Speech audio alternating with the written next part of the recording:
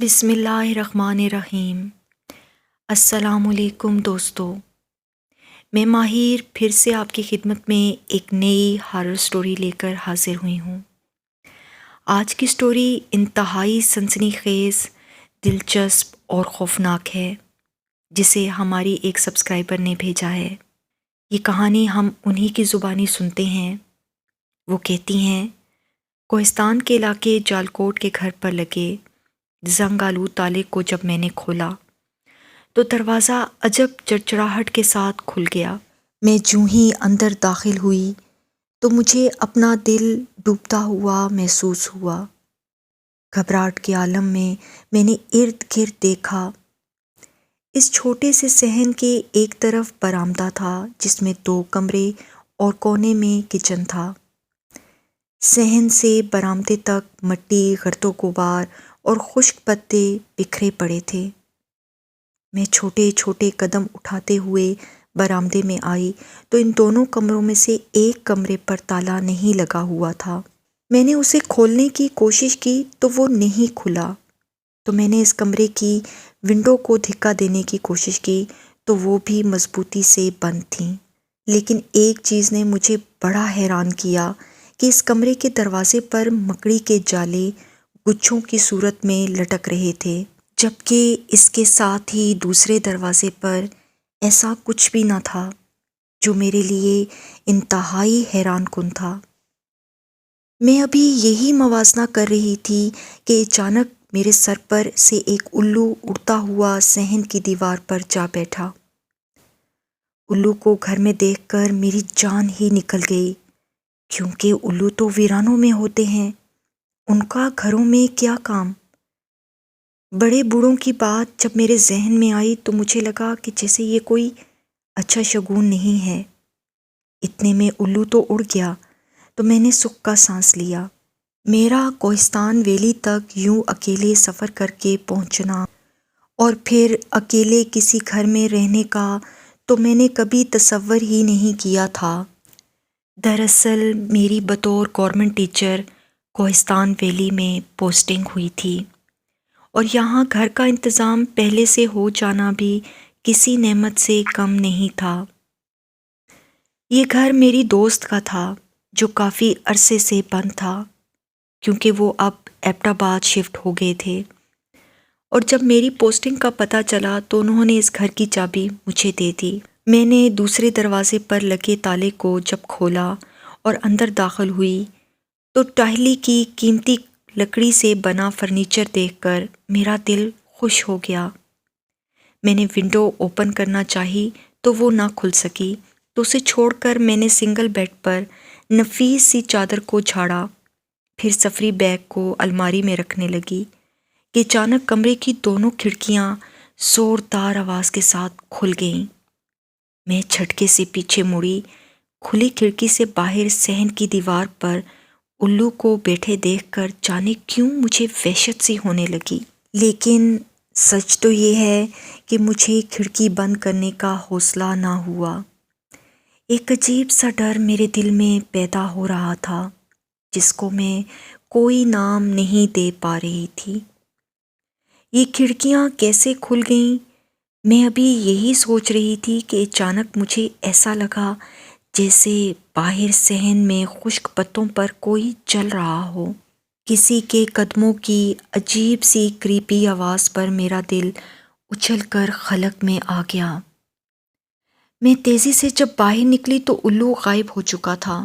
یہ دیکھ کر میں اور بھی گھبرا گئی کہ جو الو ابھی صحن میں مجھے بیٹھا ہوا دکھائی دیا تھا وہ ایک دم سے غائب کیسے ہو گیا۔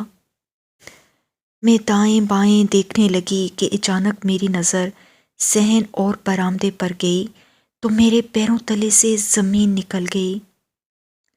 صحن اور برآمدے کا فرش پکا تھا، جس پر مٹی کی ایک موٹی تہ پڑی ہوئی تھی، اور اس پر ابھی تازہ کسی کے پاؤں کے نشان دیکھ کر میری سانسیں تیز تیز چلنے لگیں۔ یہاں کون آیا ہے؟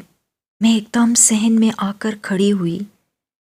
یہ چھوٹے سے 5 مرلے کا گھر تھا، اور اتنا بڑا نہیں تھا کہ اس میں کوئی چھپ سکے۔ یہ کیا معمہ ہے، میری سمجھ سے تو بالا تر تھا، لیکن ایک بات تو کنفرم تھی کہ مجھے ہلکا ہلکا ڈر سا لگنے لگا۔ دراصل اس وادی میں گھر ساتھ ساتھ نہیں بنے ہوئے تھے، بلکہ فاصلے پر تھے، اور ہم شہری لوگ گنجان آبادیوں میں رہنے والے، جن کی محلے میں دیواریں ایک ساتھ جڑی ہوتی ہیں اور مکان آمنے سامنے ہوتے ہیں، شاید اسی لیے ڈر کے ساتھ ساتھ اب دل بھی تنگ سا ہو رہا تھا کہ دور دور تک گہری خاموشی تھی۔ میں نے اپنا دھیان بٹانے کے لیے فوراً جھاڑو پکڑا اور پانی کا پائپ لے کر کچن، برآمدہ اور صحن کو بہت اچھے سے دھو ڈالا۔ ساتھ ہی ساتھ میں سورہ یاسین کی تلاوت بھی کرتی جا رہی تھی۔ پھر میں نے اس کمرے کے باہر لٹکتے جالے صاف کیے اور کچن میں آ گئی۔ میں نے چولہے پر اپنے لیے چائے کا پانی چڑھایا۔ میں شدید تھک چکی تھی اور برآمدے صحن کی لائٹ آن کر کے کمرے میں چلی گئی۔ نومبر میں سردی بڑھ سی گئی تھی اور یہ گھر بھی کافی اوپن سا تھا، اس لیے میں نے کمرے میں ہیٹر آن کر دیا اور پھر اپنے سفری بیگ سے ناول اور کتابیں نکال کر بیڈ کے قریب ٹیبل پر رکھ دیں۔ پھر چائے کا کپ لے کر کچن کا دروازہ بند کیا اور میں اپنے کمرے میں آ گئی، اور دروازے کو کنڈی لگا کر میں نے ونڈو بند کر کے پردے ہٹا دیے تاکہ باہر کا منظر دکھائی دیتا رہے۔ باہر شام کے سائے صحن کی دیواروں پر اترنے لگے تھے، ساتھ ہی ساتھ یہاں کی ویرانی کا احساس بھی گہرا ہونے لگا۔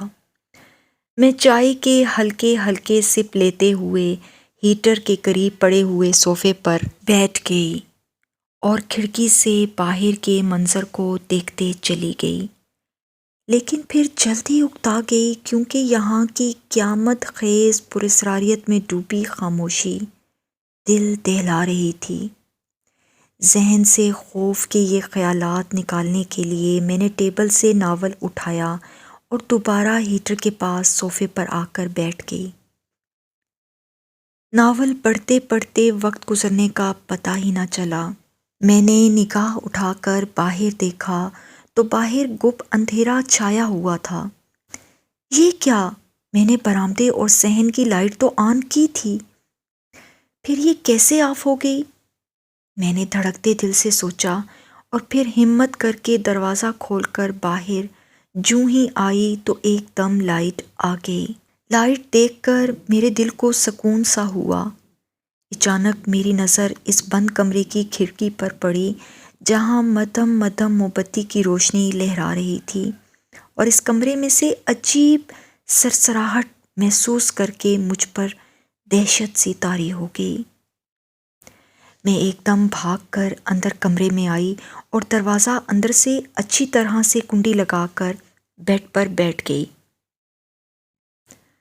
یہاں کوئی تو ہے، میں خوفزدہ ہو کر سوچنے لگی۔ کمال ہے، میری دوست نے مجھے آگاہ کیوں نہ کیا؟ میں سہمی سہمی سی باہر دیکھنے لگی۔ بس آج کی رات کسی طرح سے گزر جائے، پھر اسکول میں ہی رہنے کا بندوبست کر لوں گی۔ میں نے دل ہی دل میں ارادہ باندھا۔ مجھے شدید بھوک کا بھی احساس ہو رہا تھا، لیکن کچن سے ٹن پیک فوڈ لانے کا تو سوال ہی پیدا نہیں ہوتا تھا۔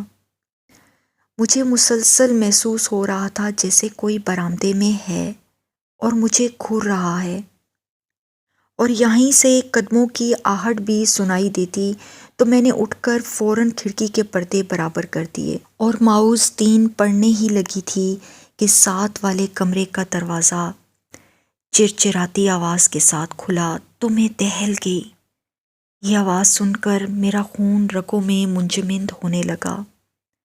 میں جو پڑھ رہی تھی وہ بھی بھول گئی۔ باہر اب جو بھی ہوائی مخلوق تھی وہ اب باقاعدہ جوتے گھسیٹ کر چل رہی تھی، اور یہ وہم نہیں تھا۔ میں نے کھڑکی کی طرف دیکھنا بند کر دیا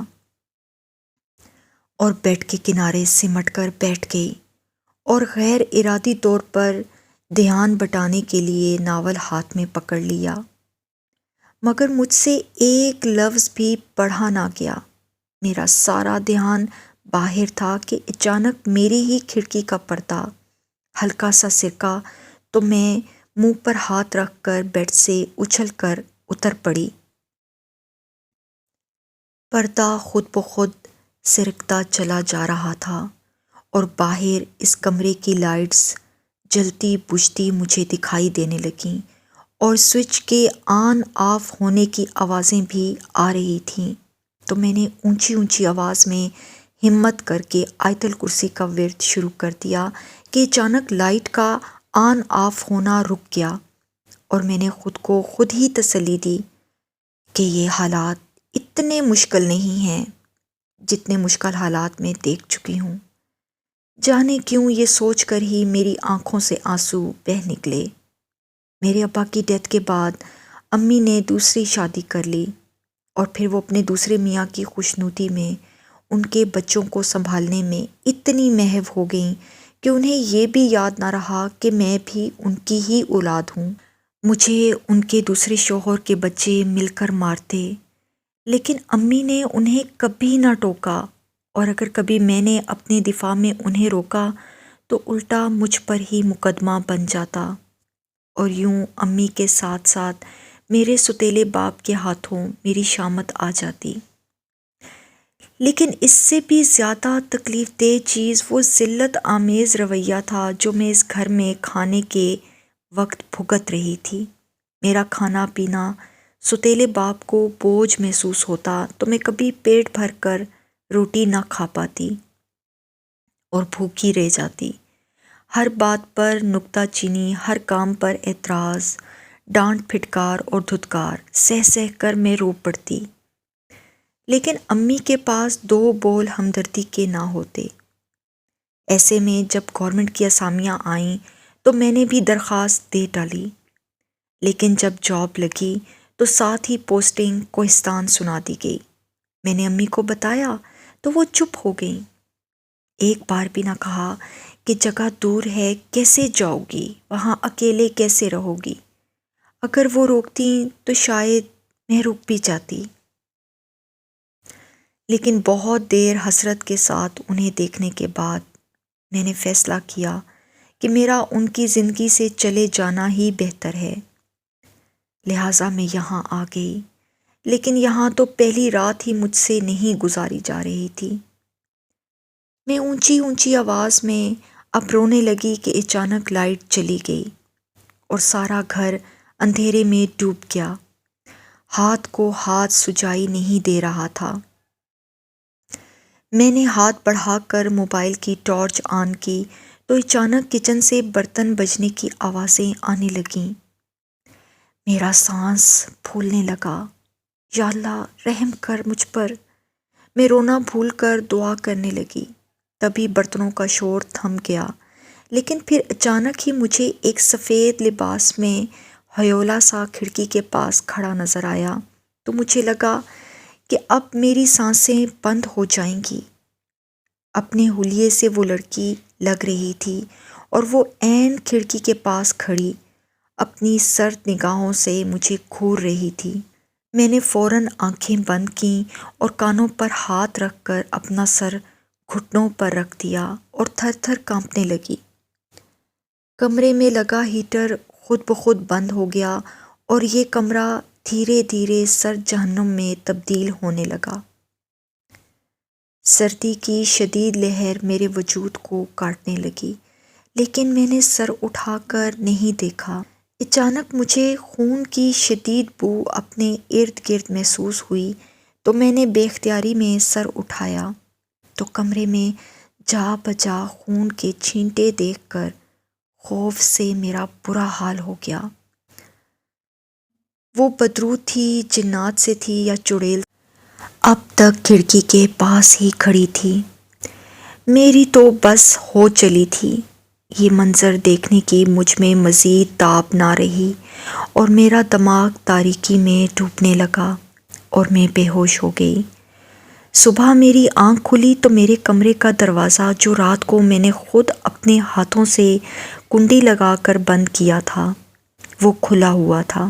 میں فوراً اٹھی اور تیزی سے بھاگتے ہوئے اس گھر سے نکلی اور پھر بھاگتی ہی چلی گئی۔ مجھے یوں اندھا دھند بھاگتا دیکھ کر دو راہگیروں نے بڑی حیرت سے دیکھا، لیکن میں نہ رکی۔ سامنے گورنمنٹ اسکول کی عمارت نظر آئی تو میں اندر داخل ہوئی۔ میرے بکھرے ہوئے حلیے کو پرنسپل نے جب دیکھا تو وہ مجھے فوراً آفس لے گئیں۔ میں نے رو رو کر انہیں اس گھر کے حوالے سے سب بتا دیا تو ان کے چہرے پر خوف سا اترتے دیکھ کر میں خاموش ہو گئی۔ وہ گھر تو آسیب زدہ ہے، وہاں تو کوئی دن میں جانے کی ہمت نہیں کرتا، تم وہاں رات رہ کر آئی ہو اور وہ بھی زندہ بچ کر، حیرت ہے، پرنسپل نے آہستہ سے کہا تو میں نے ان کی طرف خوفزدہ نظروں سے دیکھا۔ انہوں نے مجھ سے پھر سوال کیا، اس گھر کے مالک سے تمہارا کیا رشتہ ہے؟ تو میں نے انہیں بتایا کہ ان کی بیٹی میری دوست ہے، یہ انہی کا گھر ہے۔ کیا تمہیں اس نے اس گھر کے حوالے سے کچھ نہیں بتایا؟ تو میں نے نفی میں سر ہلا دیا۔ اس گھر میں ایک بے گناہ لڑکی کا قتل ہوا ہے اور اس کی آتما اس گھر میں پھرتی ہے۔ اس گھر کے لوگوں کی پے در پے اموات میں بھی اس کا ہی ہاتھ ہے، اسی لیے کرم داد یہاں سے اپنی باقی بچ جانے والی فیملی کو لے کر چلے گئے، لیکن اس وقت تک وہ اپنے 3 بیٹے گنوا چکے تھے۔ سنا ہے وہاں پر بھی وہ سکون سے نہیں رہ رہے۔ وہ لڑکی کون ہے؟ میں نے ہکلاتے ہوئے انہیں ٹوک کر پوچھا تو وہ آہستہ سے بولیں، وہ ان کی سب سے بڑی بیٹی تھی، کسی سے محبت کرتی تھی اور شادی کرنا چاہتی تھی، لیکن اس کے دادا نہیں مانے اور یوں غیرت کے نام پر اسے مار دیا گیا۔ لیکن پھر اس کے بعد اس فیملی پر کئی قیامتیں یکے بعد دیگرے ٹوٹنے لگیں۔ میں یہ کہانی سن کر ششدر رہ گئی اور اس لڑکی کے لیے جانے کیوں میرے دل میں ہمدردی سی جاگ اٹھی۔ پرنسپل نے مجھے اسکول کے اندر ہی ایک کمرے میں رہائش دے دی۔ میرے ساتھ اور بھی ٹیچرز رہتی ہیں، لیکن میں اپنی دوست کے مکان میں گزاری یہ رات شاید زندگی بھر نہ بھول سکوں۔ امید کرتی ہوں کہ یہ سچی سنسنی خیز خوفناک کہانی آپ کو پسند آئی ہوگی۔ اپنی رائے سے آگاہ ضرور کیجیے گا، کیونکہ آپ کی رائے مجھے بہت قیمتی لگتی ہے۔ اگر ہماری کہانیاں آپ کو پسند آتی ہیں تو ہمارے چینل ہارر سٹوری ود ماہر کو لائک اینڈ سبسکرائب کرنا نہ بھولیے گا۔